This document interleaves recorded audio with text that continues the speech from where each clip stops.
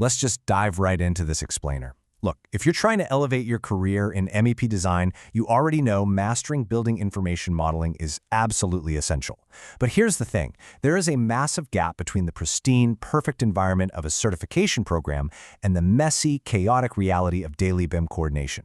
Today, we're taking the standard curriculum and transforming it into a true masterclass. We're going to contrast the ideal Revit MEP electrical syllabus with the actual on-the-ground troubleshooting you are inevitably going to face when designing professional electrical systems.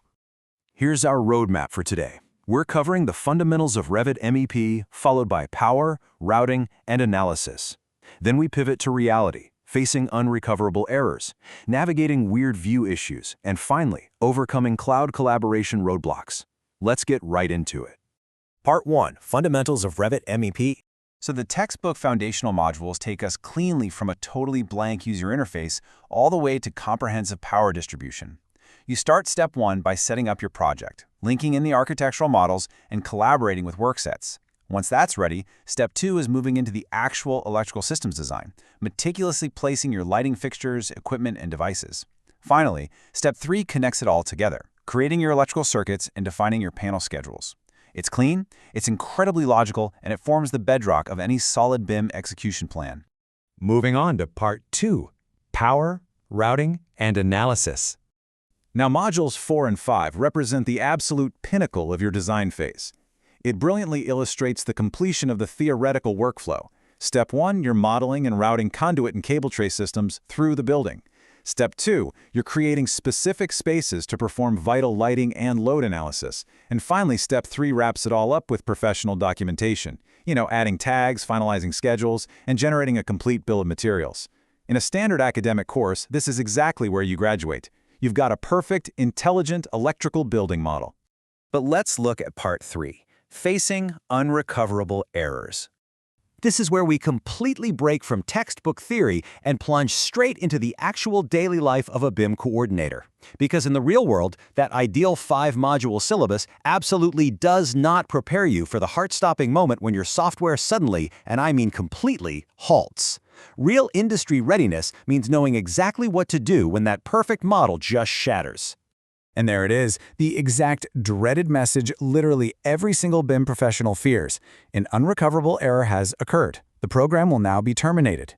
You might just be opening a file, maybe even for the second time that day, and boom, your workflow is instantly stopped in its tracks, and the program is asking you to generate a customer error report. Look, when you're on a tight deadline for a major industrial project, panic just isn't an option. So, the absolute crucial point here is knowing how to diagnose these fatal errors.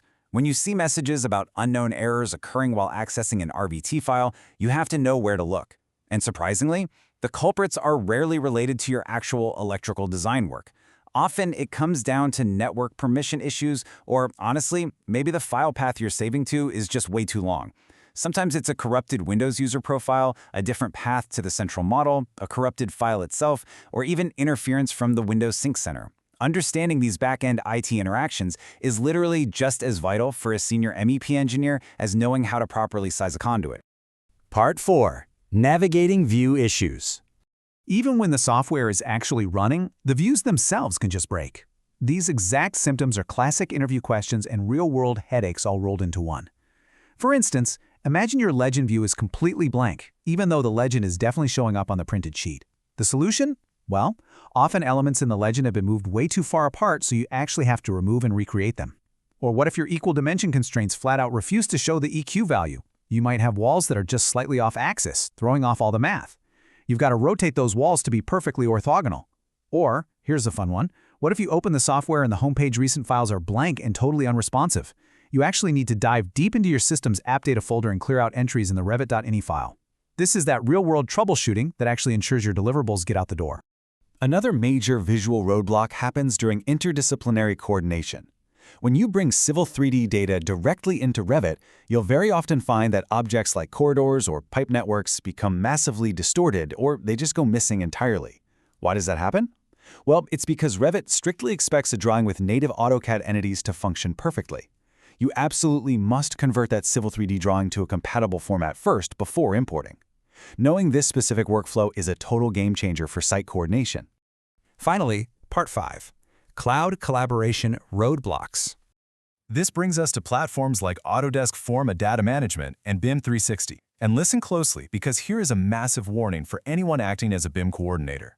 If you attempt to replace a Revit Cloud work-shared model with a file of the exact same name without properly removing the old one first, you will permanently wipe out your project's entire version history. There is no magic undo button or option to just overwrite and keep that history.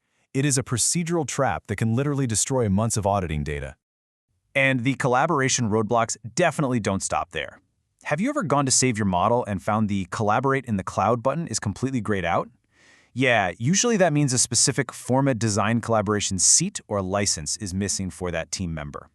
Or what if you publish your views to BIM 360, but half the electrical elements are just gone? It's highly likely your Revit links simply weren't published or loaded into the viewer. And here is a really critical IT pitfall. If a primary admin tries to test single sign-on domains using their own admin account, a single misconfiguration can permanently lock them out of the SSO admin console. Talk about a bad day at the office.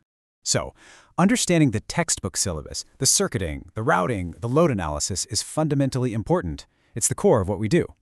But knowing how to navigate corrupted files, troubleshoot blank legends, and manage complex cloud permissions, that is what truly makes a master-class professional. So I want you to look at your own workflows right now and ask yourself, how prepared is your current BIM execution plan for these inevitable software realities?